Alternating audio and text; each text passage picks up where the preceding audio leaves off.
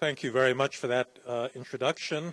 I'm very grateful to former Premier Jiang and to the Fairwinds Foundation for inviting me back to Taiwan. It's been several years since I've been to this country. We have a program on Taiwan democracy in my center. We believe that Taiwan is very important for the future of democracy in Asia and in other parts of the world. And that's why we actually pay a great deal of attention to what goes on this island. So I'm really very pleased to be able to see some old friends and to catch up. I think this is also a very important time in world politics because we seem to be exiting out of one period of global history and moving into another one. And that's going to be the topic of my talk today.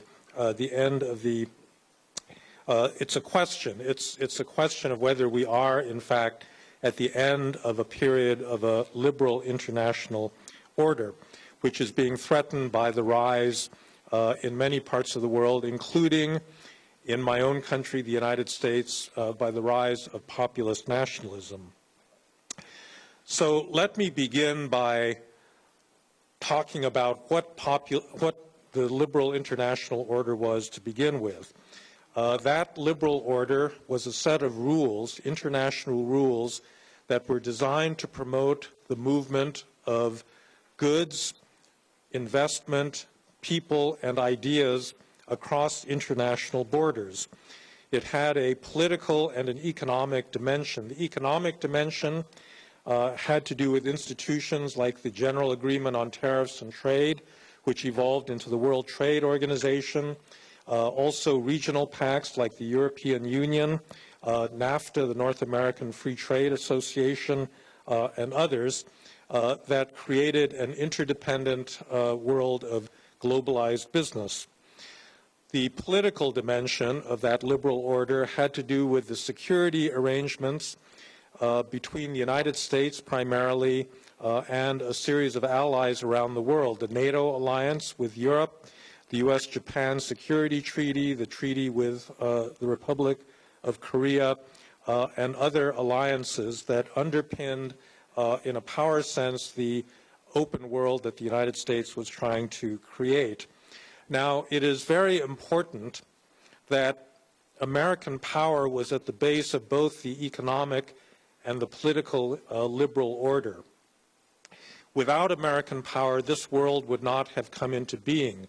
It was deliberately created after 1945 by American policymakers. It was in the interests of the United States, but I think it was something that could only have been put in place by the United States. There's a certain amount of game theory that suggests why this is the case. Liberal rules, international rules, are a species of public good. They will not be provided automatically by the international system unless there's a hegemonic player like the United States whose own self-interest is seen as being intertwined by the creation of these liberal rules. That hegemonic power is willing to accept free riding by other members of the system, that is to say, countries that benefit from those rules but don't contribute to their maintenance because it is in the interest of that large dominant country. And I think that was the situation of the United States. It was in the interest of the U.S. to create this order, and it could tolerate free riding by countries like Japan and Germany throughout the entire period of the Cold War because that was the interest of, it served the greater interest of the U.S. That condition is beginning to change now with the relative decline of American power and the rise of a lot of other important players in the international system. Now, the economic rationale for globalization, I think, is something that you learn in any basic international trade theory course, and I think that it remains valid. That in the aggregate, if you have a liberal set of trading rules that reduce tariffs and other barriers to trade and investment, in the aggregate, everybody will be richer. This was borne out by the actual experience of the global economy in the period since the 1970s. Between 1970 and the financial crisis in the United States in 2008, the output of the global economy quadrupled. It increased by 400%. It led to the creation of enormous new amounts of wealth around the world. But I think the other lesson that you need to draw from trade theory is that the benefits of this economic liberalization do not accrue to everybody in the society. They accrue to the society as a whole, but there are winners and there are losers. And in particular, low-skilled workers in developed countries tended to lose employment even as middle classes rose in places like China and India. The usual prescription of liberal economists for this growth of inequality is that the winners from globalization needed to compensate the losers through various kinds of protection schemes, worker retraining, job and insurance, social policies of this sort. But by and large, those policies were ineffective in stopping the kind of massive job loss that occurred in older manufacturing industries throughout the Western world, and particularly in the most liberal countries in Britain and in the United States that embraced globalization the most fully. We saw a period beginning in the 1980s with the rise of Ronald Reagan and Margaret Thatcher in which the liberalization deepened because these two leaders were very vocal and articulate advocates of this liberal order, and as a result, trade barriers began to come down, the state began to shrink in many Western societies, but at the same time, a lot of the social protections that had been put in place by earlier social democratic parties began to erode. And the result was, I think, a large degree of inequality. You're probably aware of a lot of the statistics from countries like the United States where the top 10% take home a good 80% of national income, where the top 1%, in fact, earn as much in income terms as the bottom 25%. And so all of these are results of the deepening of that liberal order over the last 2 generations. And as a result, there's been a very large backlash, a political backlash against globalization precisely from those older working classes that were not the beneficiaries of it. Now, I'm going to turn to the politics of the United States and the way that that has played out, because the United States was one of the promoters of this system, and in a certain sense, its society felt the effects of this liberalization the most fully. So, as you're probably aware, we had a very interesting election in the United States that brought Donald Trump to power last year. Donald Trump actually lost the popular vote in the United States by about 2.8 million votes. He won the presidential election in the Electoral College for a simple reason. He lost 3 important states, Pennsylvania, Michigan, and Wisconsin. He lost those 3 states for a simple reason. These were all northern industrial states that had voted very reliably for the Democratic candidate in the last several elections going all the way back to the 1980s. Hillary Clinton was so certain that she would win these states that she did not even bother to visit Wisconsin once during the entire election. The margin of Trump's victory was only about 110,000 votes in those 3 states. So in other words, if 55,000 votes had switched from Trump to Clinton in Pennsylvania, Michigan, and Wisconsin, then Hillary Clinton would be the President of the United States. The reason that she lost those states was because they are precisely those northern industrial, old manufacturing states that had been part of the Democratic Party coalition, but had switched over to the Republican Party because of those job losses. And so there's a very, very direct link between Trump's election victory and deindustrialization. That was the core of his support.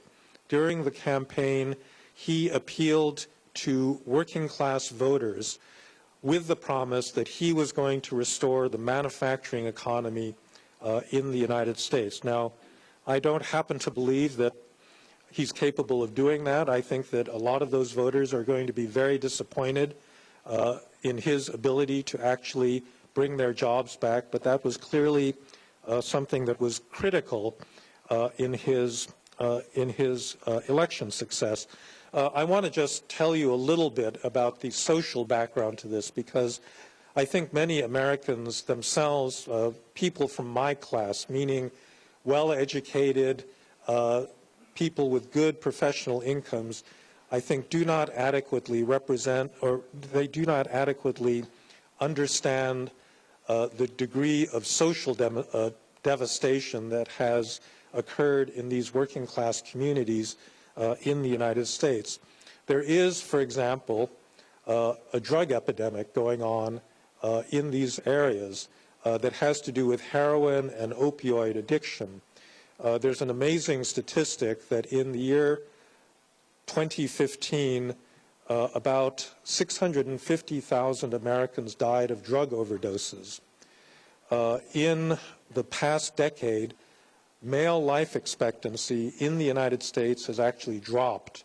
This is unprecedented. Every other developed country has seen increases in life expectancy over that same period, but in the United States, male life expectancy dropped, and it is almost entirely a result of drugs that are being taken by Americans, a lot of them white working class Americans living in small towns, living in rural parts of the country that don't have jobs, whose families are increasingly broken, whose children are growing up in single-parent families. And this is the kind of social situation that's led to a great deal of resentment against the elites in the United States, people like me, people that benefit from globalization and from the increased trade and cross-border mobility that takes place. And so these were, in a sense, the core supporters, the most passionate supporters of Donald Trump. If you look at the Brexit vote in favor of Britain leaving the European Union that happened last summer, you see a very similar sociological profile in the people that voted to leave. They were less urban, they were less educated, and they tended to be older. So again, people that were not benefiting and in fact had lost as a result of the globalization that has happened in Britain and in Europe more broadly. Now, I think what's interesting about the sociology of the Trump vote and the Brexit vote is that this is becoming a common pattern in many other parts of the world. So, for example, you have populist nationalists that are arising in other countries. In fact, I think that Russia was one of the first where this phenomenon happened, where Vladimir Putin, who became president in 2000, has campaigned on a nationalist platform. He wants to make Russia great again. The nature of his support is very similar to that of Donald Trump or Brexit. That is to say, he's not popular among younger, better educated urban Russians that live in St. Petersburg or in Moscow. His support base is really in smaller cities, in rural areas, among less educated Russians. And there is no question that he is very popular there. If you go to Hungary, this is one of the first countries that came out of communism. We thought that this had become a secure liberal democracy, but under Viktor Orban, the prime minister, and the Fidesz party that he leads, it has been dismantling its democratic institutions. The latest effort was to basically undermine the Central European University, a university founded by George Soros, one of the best universities in Central Europe, because he does not like to have liberal critics of his administration. And again, Orban is not popular in Budapest. He's not popular among educated cosmopolitan Hungarians. He's very popular in the countryside among less educated, more rural voters. A final example of this kind of populist nationalism is President Erdogan in Turkey, who, again, is not popular in Istanbul and Ankara and among educated Turks, but has a very passionate support base among particularly lower middle class Muslims in the countryside throughout Turkey. They're going to have a very important referendum in Turkey, I believe, in the coming week, in which there's going to be a vote on whether to expand President Erdogan's powers, turn the country from a parliamentary to a presidential, almost an authoritarian democracy. And again, it falls into the same pattern in which I would say the democratic part of these democracies is attacking the rule of law part. So every modern democratic system really is a complex series of institutions that consist of three separate institutions. So one of those institutions is the state. The state is the institution that generates power and uses it to protect the community against foreign and domestic enemies. It enforces laws. It provides basic public services. So it's the power institution. Balanced against that, you have the rule of law, which are rules that constrain power, that make sure that the executive cannot simply do whatever he or she wants in terms of the use of power. And finally, the democratic part, which has to do with electoral accountability, multi-party, free and fair elections.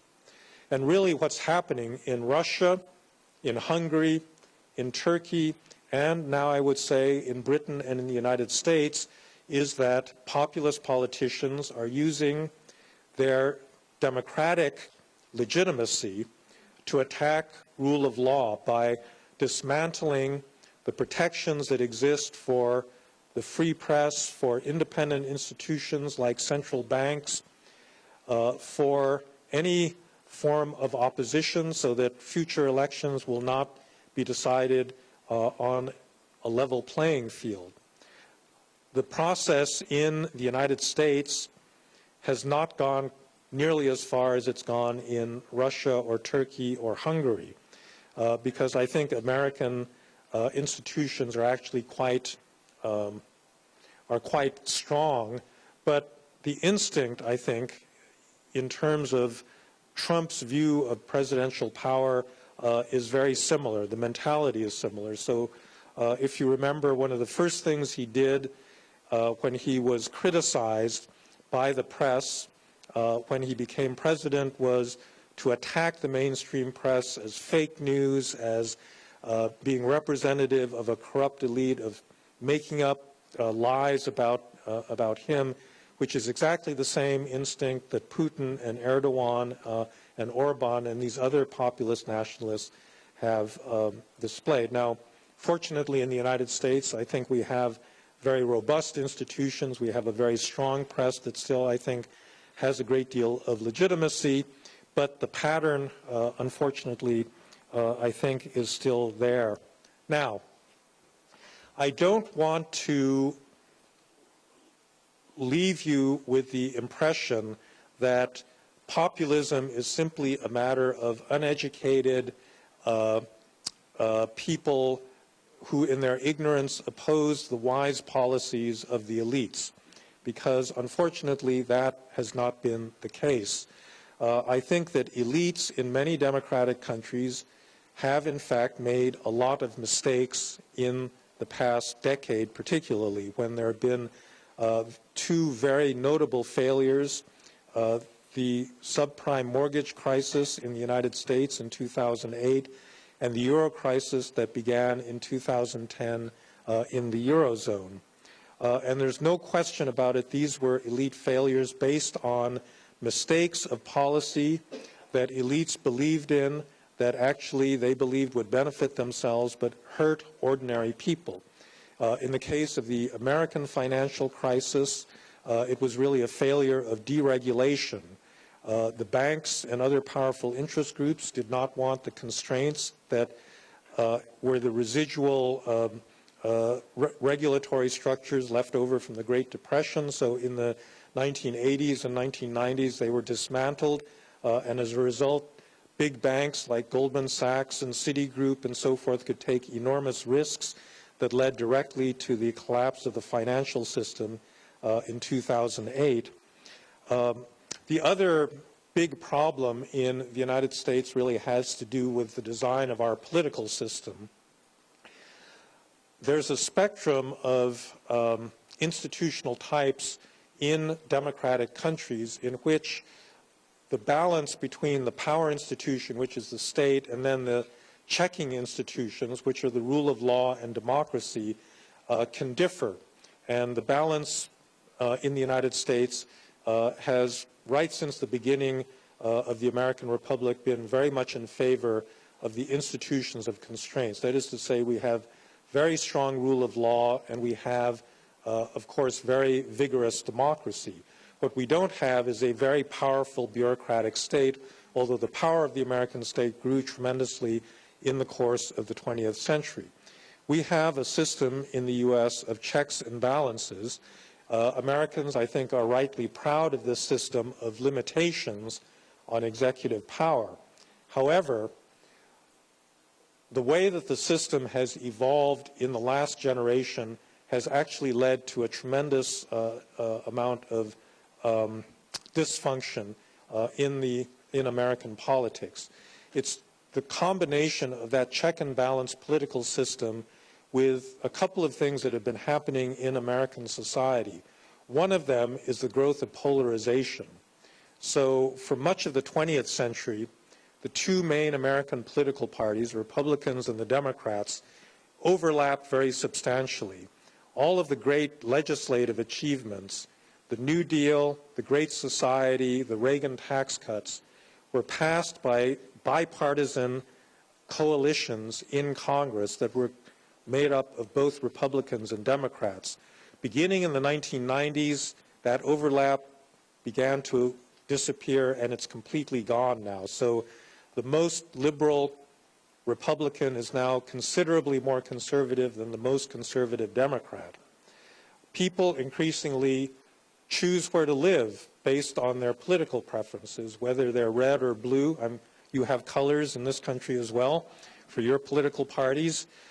In the United States, people choose to marry, or they want their children to marry, much more according to whether they're a Republican or a Democrat than whether the future husband or wife is the same race or the same religion or anything else. The partisanship has become very extreme, and there's also been a growth of money in politics. There's probably been an increase of an order of magnitude in the amount of money that flows into American elections over the past generation.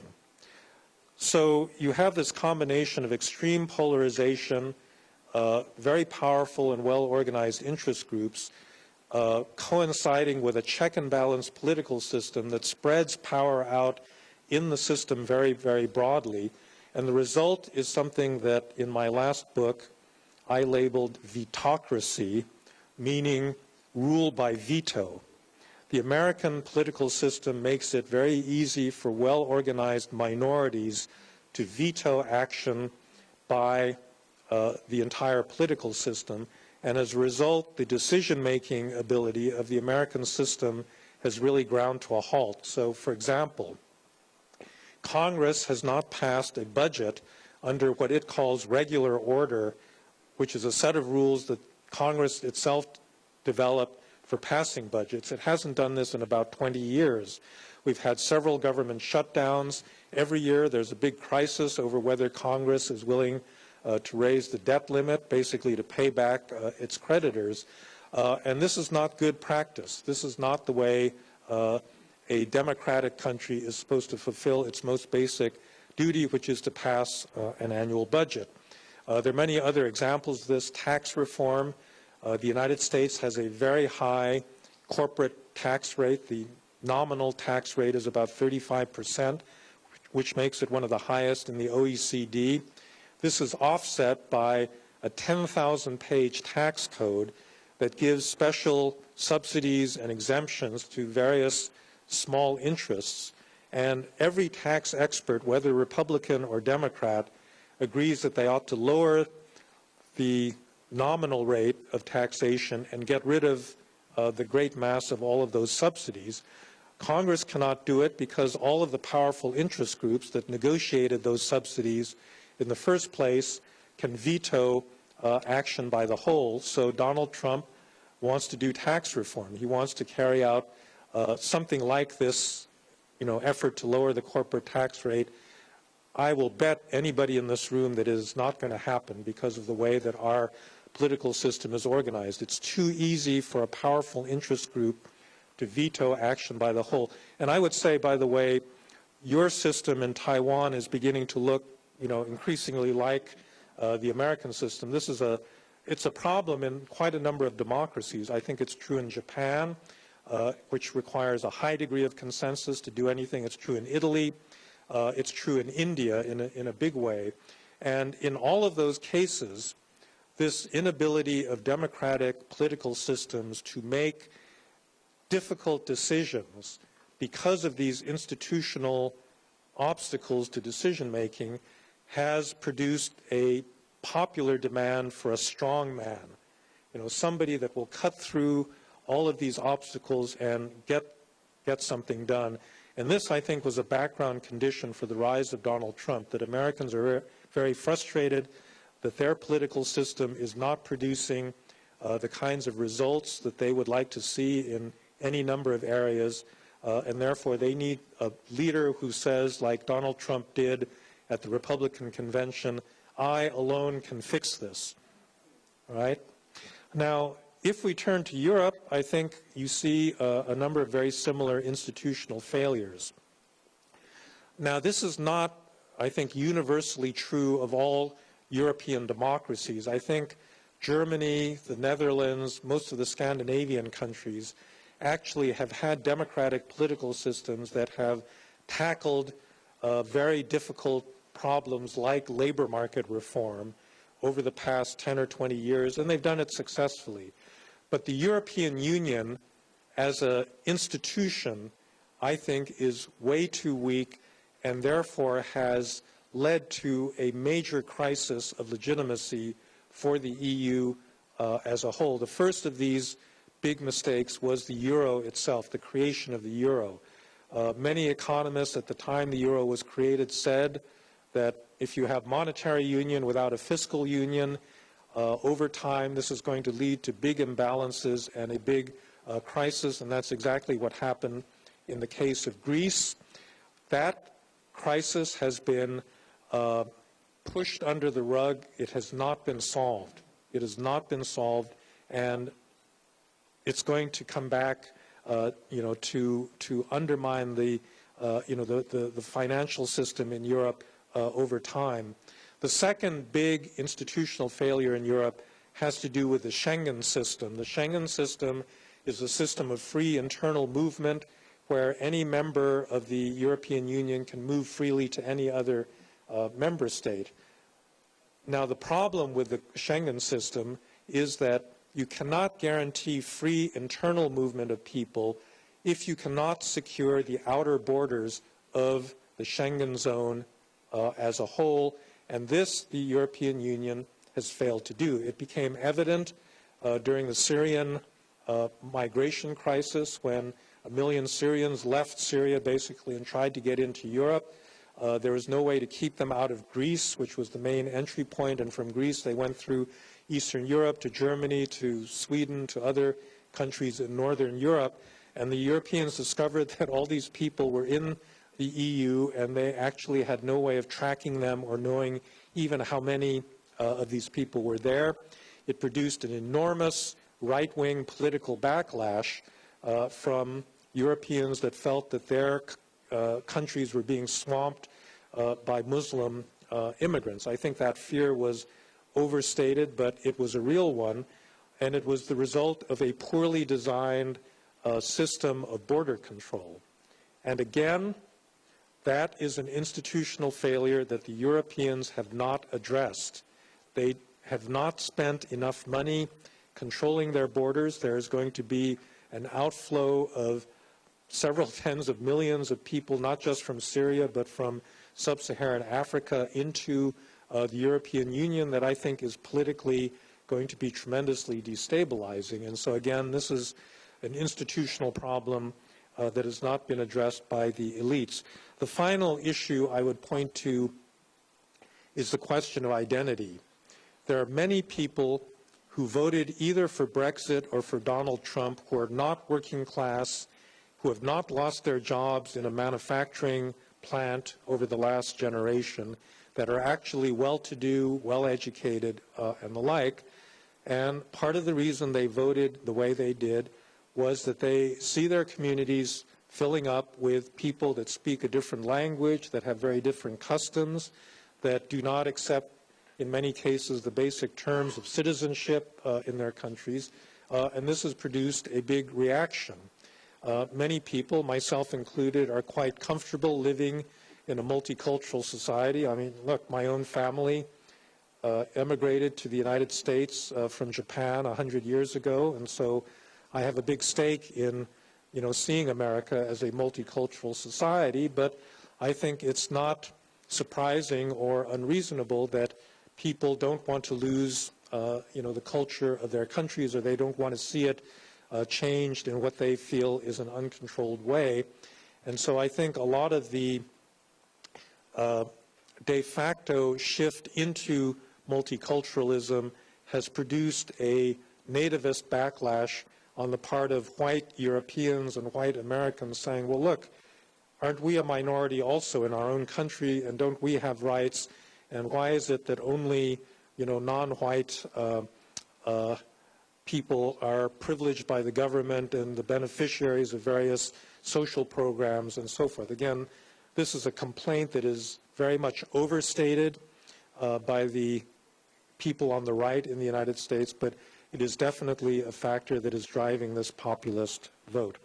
Now, I want to turn to Asia, because Asia is not, I think, part of this trend that I just described towards populist nationalism. Asia is suffering from many of the same economic dislocations as Europe and the United States in terms of manufacturing job loss.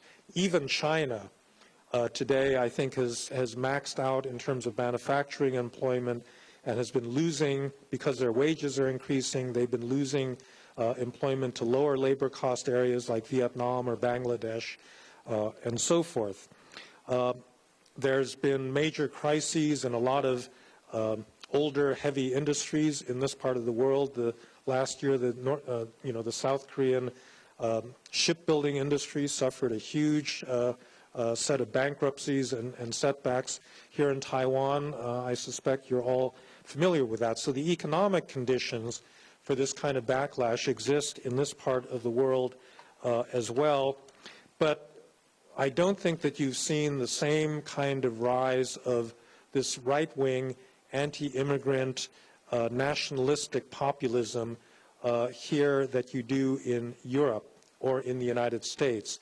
The populism exists, but it's mostly been mobilized by traditional left-wing parties. If you look at Europe, there's a difference between Northern Europe and Southern Europe. So in Southern Europe, in Greece, in Spain, in Italy, you still have traditional left-wing parties, and displaced workers continue to vote for those left-wing parties. In Northern Europe, you get right-wing, anti-immigrant, anti-European Union populist parties where the right mobilizes and captures the support of these less well-to-do workers. Asia as a whole is more like Southern Europe than it's like Northern Europe. So in Korea, you're probably going to see the election of a new president from the Minju Party, which is the left-wing party. Here in Taiwan, the populist party is really the DPP. and so forth. In China, you actually have a kind of populism under Xi Jinping. He has been undertaking a massive anti-corruption campaign which is aimed at the existing elites in the Communist Party. He's very popular among ordinary Chinese who don't like all of these corrupt officials, and Xi has been able to capitalize on that resentment of those party elites. But again, this is not the same thing as Donald Trump, because it's not a grassroots movement, and it's not really something that comes from the bottom upwards. It's really something that's driven by the elites and is being used by the elites to bolster their own position. I think something similar has been going on in Asia. There's plenty of nationalism in Asia. In fact, one of the most disturbing things is watching Japan, Korea, and China in the last 10 or 15 years actually teach their young people to be more nationalistic than the previous generation. But again, this is not a grassroots movement so much as something I think that's been deliberately manipulated by the elites in those countries to bolster their own legitimacy. And it's really quite different, I think, from the sort of uprising of right-wing nationalism. But the final and most important difference, I think, between Asia and Europe or the United States is immigration. That there simply hasn't been the same level of immigration in this part of the world as there has been in those other developed regions. And there are not as many Muslims, quite frankly, because I think the challenge to many countries in Europe has been the cultural difference that's represented by specifically Muslim immigrants compared to, let's say, Hispanic immigrants coming into the United States. And where there has been Muslim immigration, as in Myanmar, you are getting a big nativist reaction from the Burmese Buddhist community. So that, I think, explains why Asia is different. By the way, I don't think that Asians should sit back and be self-satisfied about their reluctance to take immigrants, because you may have noticed that almost every country in Asia, including your own, is suffering from an incredible demographic crisis because of low birth rates. One of the big advantages, I think, that the United States has is because of our high rate of immigration, our population is actually still expanding, and we are going to get economic growth from population growth, into, I mean, it's going to end eventually, but it's going to continue for some time, whereas this part of the world is facing a kind of unprecedented decline in working populations. We can discuss in the question and answer period why that's the case, but I'll leave that for later. So to conclude, when we think about the future of the liberal international order, it's clear that there are really big threats. Liberalism has been under attack domestically and internationally from many different sources. Some of them are overtly authoritarian, like the Chinese government, that never pretended to be particularly liberal and wants to promote its own form of authoritarianism, or Vladimir Putin's version of Russian authoritarianism. But the more important threats are coming from within liberal democracies themselves, from liberal democracies that are not happy with globalization, which are becoming more intolerant, are becoming more nationalistic, and are threatening to dismantle those very liberal institutions that they created in the period after World War II. Now, I don't want to make a lot of firm predictions. I would say now that we're about, about 70 days into the Trump presidency, I actually am a little bit relieved because he's reversed himself on a lot of the really, I think, absurd things he said when he was a candidate. So he's not going to label China as a currency manipulator. He's going to keep Janet Yellen on as the head of the Federal Reserve. He thinks that NATO is actually worth something and not an obsolete institution. It doesn't look like he's going to launch a trade war with China anytime soon, so he may end up being a more conventional politician.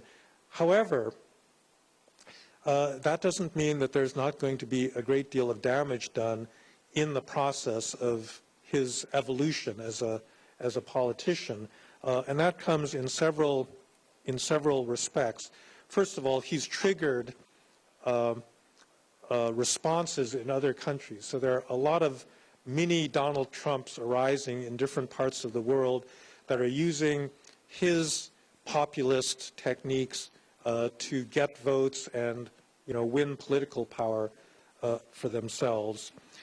In foreign policy, I think this is an area of tremendous danger because you have an extremely inexperienced and unknowledgeable president who has put together an administration that is not well staffed. The senior people, like the Defense Secretary, the Secretary of State, the National Security Advisor, are all competent people, but they have very little support underneath them, and they also express opinions that are at variance with those of the president. And so it's very difficult to really understand what actual American policy is.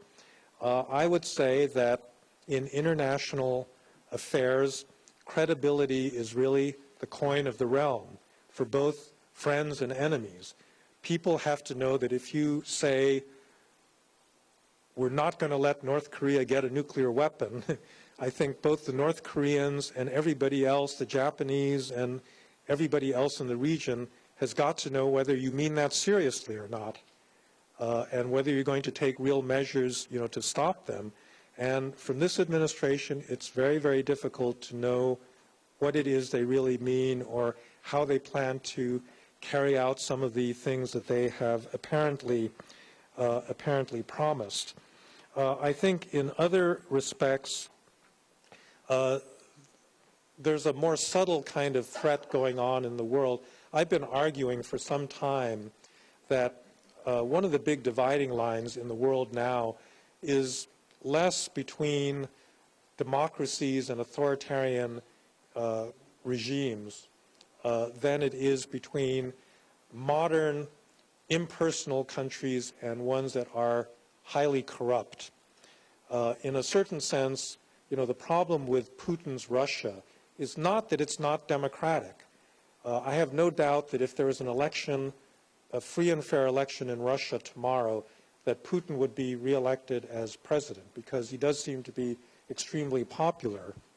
What Russia represents is not a failure of democracy, it's really a failure of a modern state because he's running a kleptocracy, meaning the regime is a group of insiders who exploit their political position for their own self-enrichment. There's a very amusing film that you can watch on YouTube by Alexei Navalny, this anti-corruption campaigner, about Prime Minister Medvedev. Go ahead and Google it on YouTube. It's already gotten like 20 million views. It's one of the reasons that there are all these anti-corruption demonstrations by young Russians a couple of weeks ago in 99 Russian cities. It's unbelievable. It's unbelievable the amount of wealth that has been sucked out of the system by the elites in that system. And I think that that is one of the biggest issues is this decline in the quality of government as a result of just gross political corruption. And unfortunately, that's, I think, one of the precedents that our current president in the United States is setting in terms of his personal wealth and his unwillingness to disengage his personal family interests from that of his position as a public official. The final issue I will leave you with is the question of technological change. In Silicon Valley, where I live, it's very common to see self-driving cars out on the street. And in the United States, there are about 3.5 million truck drivers and probably a comparable number of taxi and limousine drivers. And then there are all the people that depend on those drivers for their livelihoods, people that run restaurants and truck stops and gas stations and so forth. So we are going to have self-driving cars much sooner than anyone realizes. The technology, I'm told by people in that industry, is actually already there. The main problem is getting the regulators and consumers to recognize that these are actually safer than human drivers.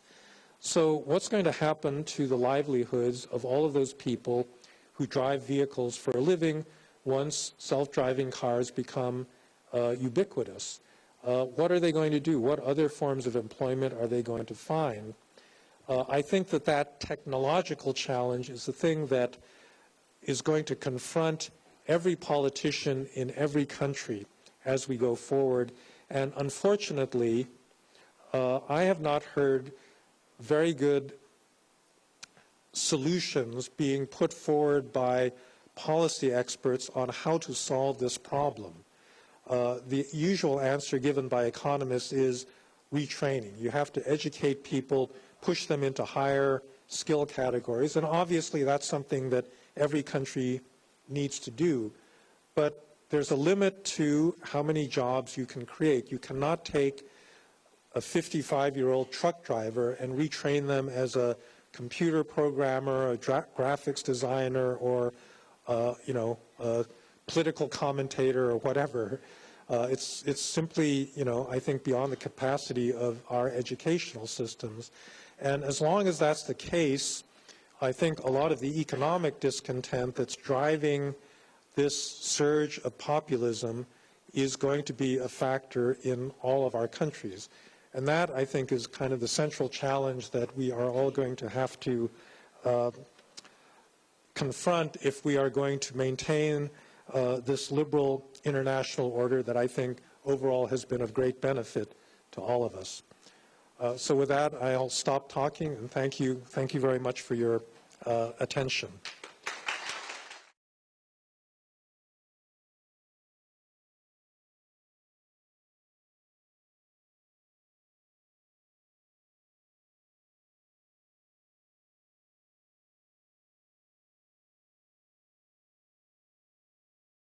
It's not unprecedented. In the 1920s, you had both a left-wing populism in the form of all of the communist parties that were organizing all over the world in industrializing countries, and then you had the right-wing nationalist parties as well. The fact that there's a precedent for it is not very comforting because, of course, what happened in the 1920s is that either the left-wing or the right-wing populist parties came to power in Germany and Italy and Russia and so forth, and then started a Second World War. So I think that, it shows the dangers. And there, I think, I'm actually not that pessimistic because I don't think that we're in a situation where you're likely to get actual conflict between, any of these groups. What you could get, I think, is more what happened in the 30s in the economy, which is a deterioration of the liberal order and therefore economic protectionism that sets off trade wars and, declining output on the part of people. Now, down the road, that may lead to more extreme political outcomes, but I don't think we're anywhere close to that. So yes, there was a precedent, and it's not a good one.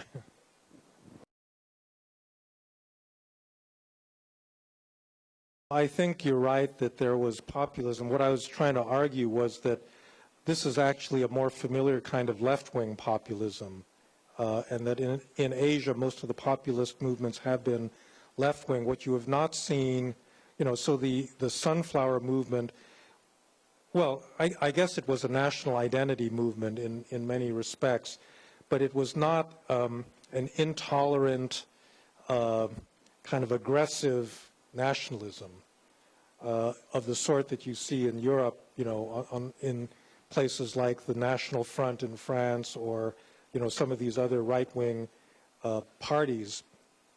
The left-wing movements, maintain an important component of liberalism because they actually want to maintain open societies. They're not going to attack the media. they're not going to try to create authoritarian political structures. And in general, the reason I don't think it's that devastating is that Taiwan is a pretty good democracy. So you have popular mobilization. It's true that it led to the downfall of a government, but then you have an election and you get a new government, and that's the way a democratic system is supposed to work. And so it's not, there are many definitions of populism, but I think that the ones that apply the most to the new movements that we're seeing have to do with a couple of features. So one is a pervasive anti-elitism, that blames the entire system. I don't think the Sunflower Movement wanted to destroy Taiwan's democratic system. They simply wanted to change the administration. And the other thing about populist movements is a cult of personality, that most of these movements are led by individuals who, like Donald Trump, say, I alone can solve this problem. And again, that movement didn't really have that kind of leadership. So I think it still is, not, I wouldn't put it in the same category as what's been going on in other parts of the world.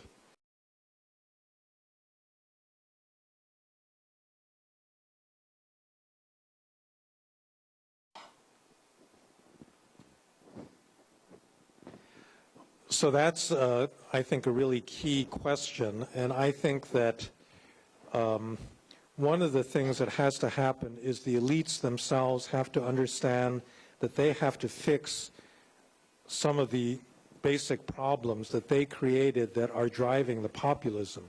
So, for example, in Europe, I think they need to solve this question of the external borders, which in practical terms means that the Germans have to basically provide the money and the resources to Greece and Italy to help them secure that southern border. They're not doing that right now.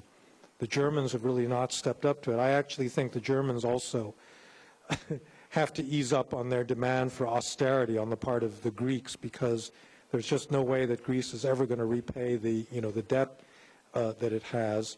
In the United States, I think that actually we have a lot of illegal immigration. So there's a certain, Donald Trump is right that we don't do very much to enforce our existing laws. I think we can enforce them in a different way than he's choosing to do it, through employer sanctions, but that's something that the American political system has not really stepped up to yet. So I think there are many specific policy changes that will correct some of the underlying problems that are driving the populism. However, as I said at the end of the talk, since so many of the job losses are being created by technological advance, I don't know that you can fundamentally ease the, the threat, the economic threat that technology is posing, which is why I think you're going to have this populism problem, for some time.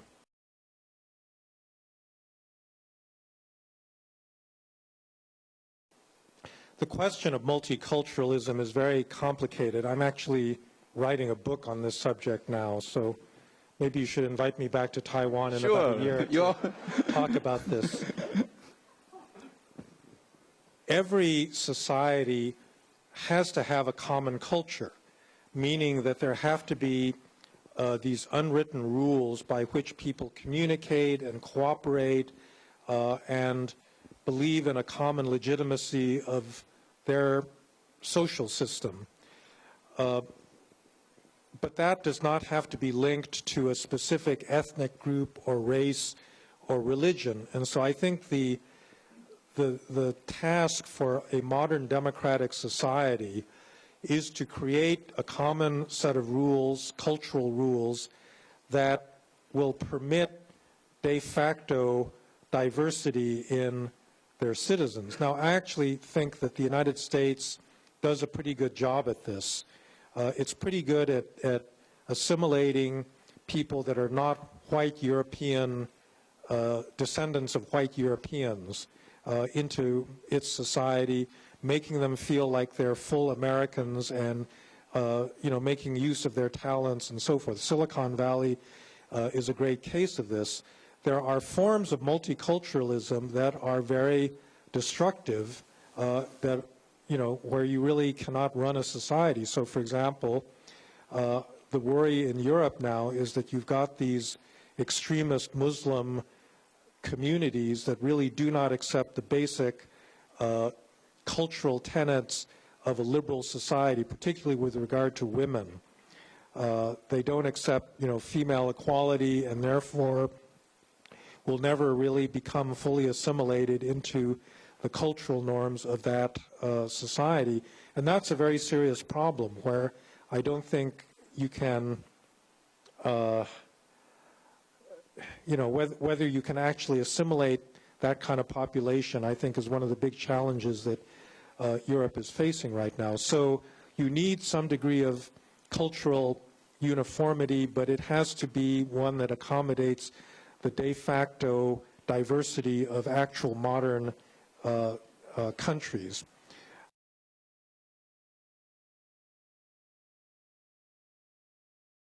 On the self-driving cars issue, the only solution really that the U.S. government could take, other than regulating it and making sure it's safe, which is what they're doing now, is to try to ban it.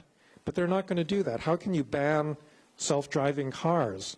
And as a result, you're really not going to stop the threat to low-skilled jobs that the self-driving car represents. Even if a politician wanted to ban a self-driving car, I don't see how they're going to do it, because the technology is going to be developed in one place or another. If not in the United States, then, in China or Japan or maybe here in Taiwan, and it's going to go ahead, I think regardless. So that's what makes the problem a really difficult one, because I don't think you can ultimately put the brakes on this kind of technology.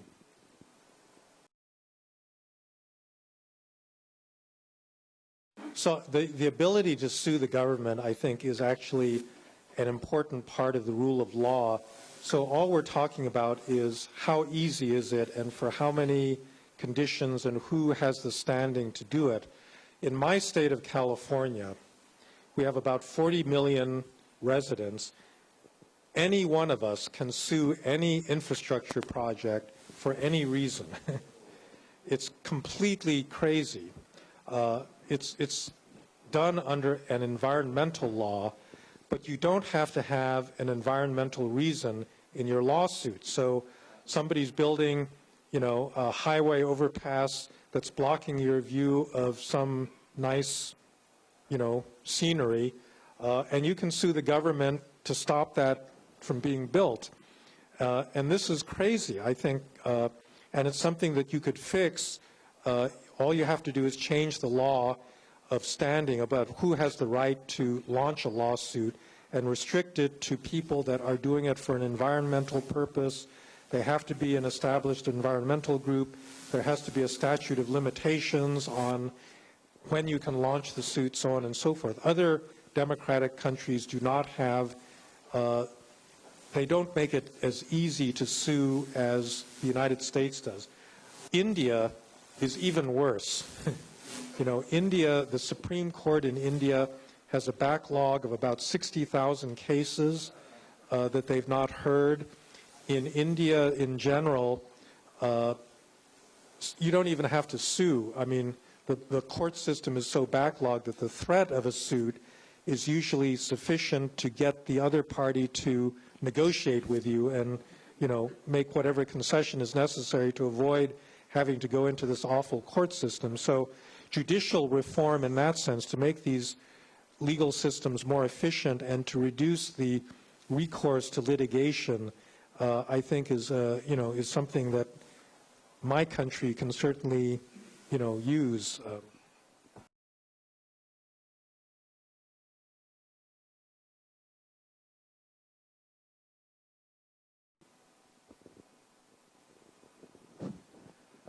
That's actually a very important topic that I didn't address in my talk, but maybe I can say something about it now. When the internet started in the 1990s, everybody, myself included, were very optimistic that this would be very good for democracy, because information is power, and if you give more people access to information, it's going to empower them to participate and defend their rights. And I think that that part has proven to be true. So you're right that many of these social movements have been vastly improved and helped by the existence of social media.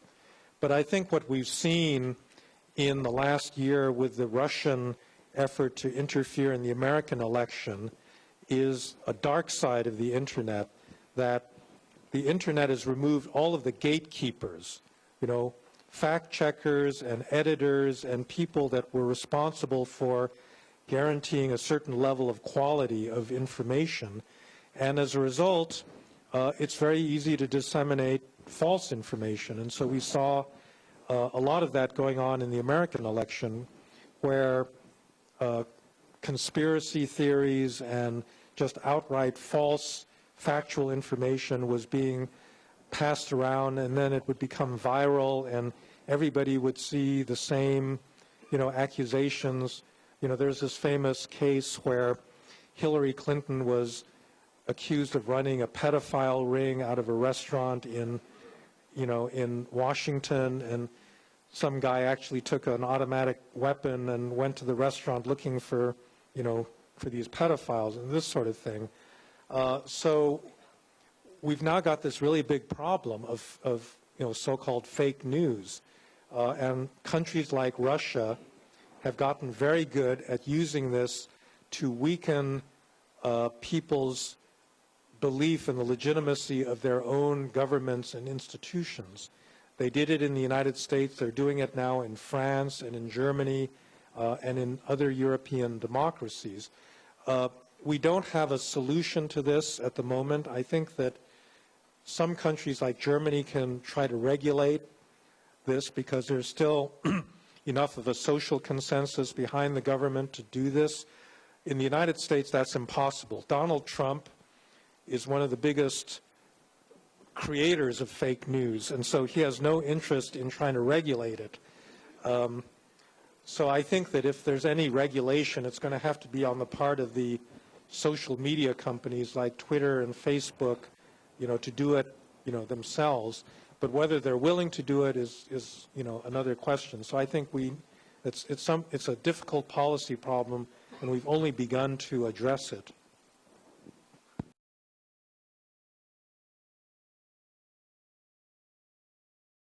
Well, let me start with the second one. Taiwan would be very foolish to take seriously an overture like the one that Donald Trump made, you know, suggesting that, you know, maybe the one China policy will be discarded. I think that this was a pure tactical calculation on his part.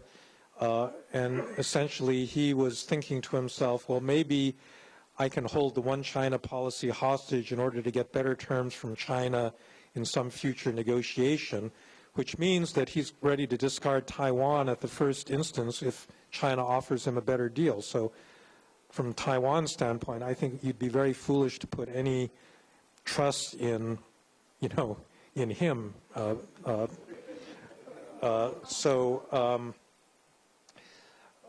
the bigger question of what he's going to do, it doesn't look like he's going to do much, because I think that, first of all, he's surrounded himself with all of these advisors that I think understand pretty well the nature of global supply chains and how difficult it is to really undo NAFTA or WTO rules or any of these things. And so I think he's probably, you know, my guess would be that he will try for a few symbolic victories. So, and there's some specific areas. So, for example, he's wrong that China is right now holding down its currency. They've been doing the opposite, but they did this in the past, and they've been dumping steel. You know, one of his big advisors is the CEO of Nucor. this mini mill steel producer. And it's not just Donald Trump. I mean, almost every European country thinks that the Chinese are dumping steel on the international market. So there are specific areas where he could get very tough with China to get a very specific concession that would not involve rewriting the entire trade regime, but could actually, bring some benefits. My hope is that that's what he'll end up doing, and I think that his advisors are probably going to push him in that direction.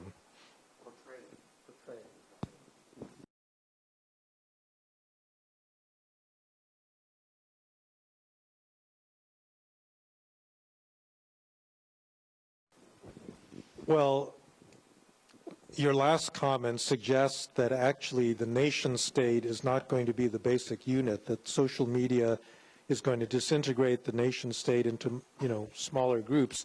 And to some extent, that's happened already. So in the United States, compared to when I was a child, there is much less of a sense of national purpose, of common citizenship. This is partly what I was referring to with the rise of polarization and partisanship, that, if you live in rural Alabama or Louisiana, it's like you're in a completely different country from San Francisco or New York or Chicago.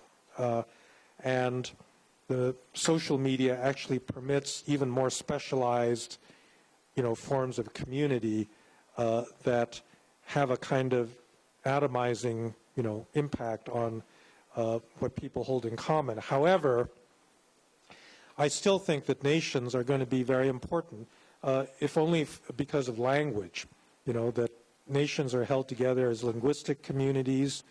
I think that it's very hard to transcend some of those boundaries and really feel a lot in common with people with whom you don't share a common language. I think that there's still mass media, despite the rise of social media, that tends to give people living in the same country a certain common sense of identity. And I think because power resides still at a national level, I don't think that that's going to disappear quite so easily, although you are going to have these breakaway movements like Catalonia or Scotland or, these other regional kinds of groupings. With regard to the question of how liberal is our liberal order, it all depends on compared to what. It's much more liberal than the kind of system that existed in the 1930s. It's more liberal than the system that existed in the 1970s. I mean, the barriers to the movement of capital, to the average level of tariffs, all of these things have come down, very, very dramatically in that period. And for a 30-year period, world trade was growing at a substantially faster rate than global GDP, indicating that cross-border, transactions were increasing, at a very rapid rate. All of that's slowed now, and so now I actually think that the rate of the growth of trade is actually equal to or even below, GDP growth. So we've obviously come to an end of that period. But things are, without question, more liberal than they were 30, 40 years ago.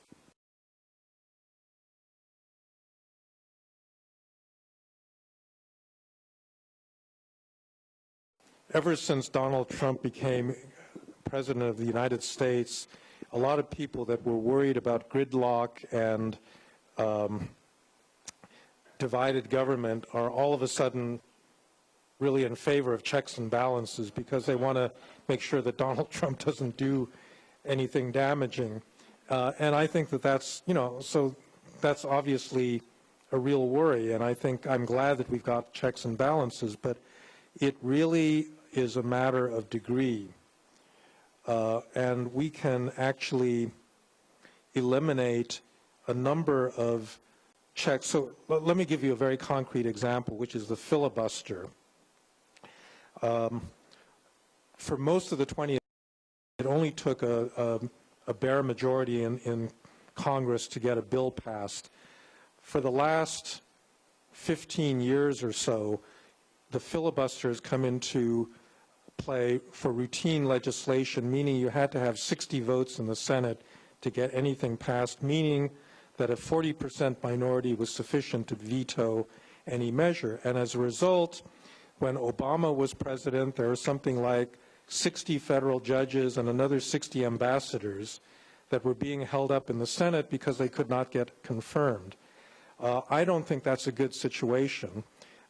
They actually exercised the so-called nuclear option because the Democrats wanted to block Neil Gorsuch to the Supreme Court as payback to the Republicans. I think that was a terrible idea, and the Republicans then voted to get rid of the filibuster. I'm in favor of that. You know, I think that Donald Trump ought to be, he was elected legitimately, he ought to be able to appoint, with the consent of the Senate, a Supreme Court justice, of his choosing, just like Obama should have been allowed to do the same thing. And so I think that you can reduce some of these unnecessary checks while maintaining, the biggest and most important ones: free media, independent court system. You can have an independent court system that does not allow 40 million residents of California to sue the government. I mean, that's just, there's something in between those extremes that I think would lead to better outcomes for our political system.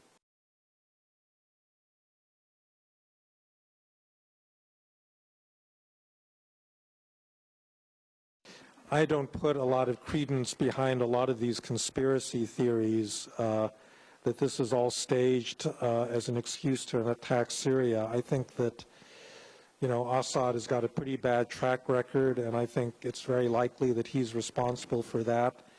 I think Trump's response, there was a political element in it because he wanted to show he's not Obama, and he did that, pretty effectively. Whether it was in the end going to be an effective policy, I have my doubts. But I really don't think that you had to invent, this attack simply as an excuse to attack Syria.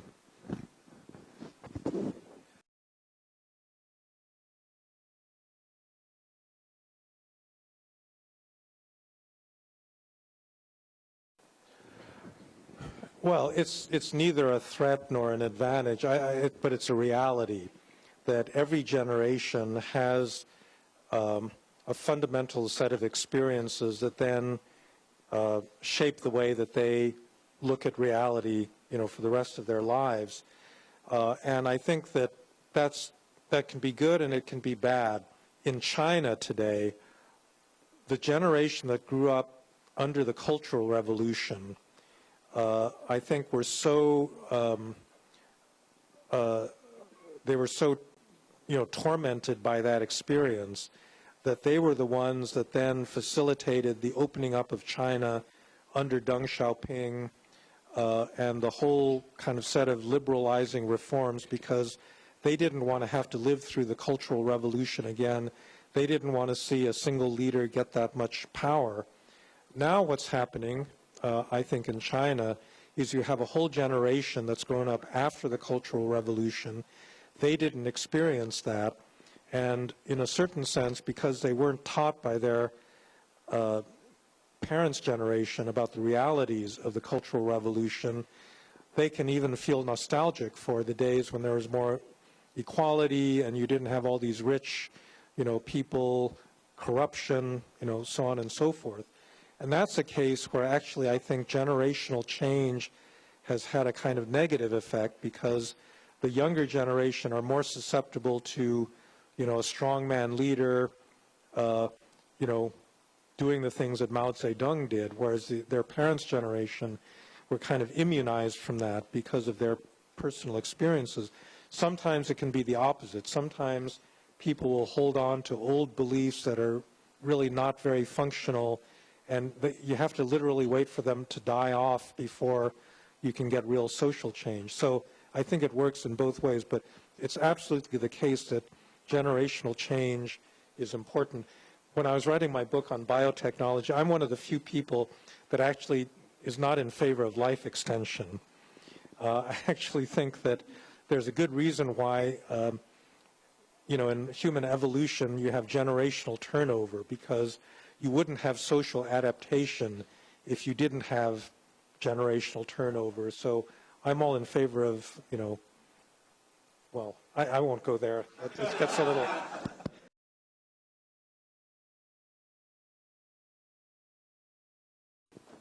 Yeah, so so let me clarify what I said. The problem is not just the political system, because we had pretty much the same checks and balances in this political system since the beginning of the United States for the last 250 years. The problem is when you combine our political system with extreme polarization and very well organized interest groups, which is something new. For most of the 20th century, neither of those conditions existed. So when you take polarization, interest groups, and a system of very extensive checks and balances, that's when you get political dysfunction. Now, the problem is that in terms of polarization, I have no idea what you do about that. That's driven by the media, it's driven by technology, it's driven by the autonomous development of ideas. I have no idea why the Republican Party has been taken over by these Tea Party fanatics. I don't know what to do about it. You can't do anything about it in terms of public policy. So that part of it you can't fix. What you can fix are things like getting rid of the filibuster. That's not going to solve our problem, but it will make things a little bit easier at the margin. But I don't pretend that that's going to be a solution to the larger problem of dysfunction in the American system. That is going to have to await a kind of social transformation where Americans begin agreeing with each other, to a greater extent than they do now.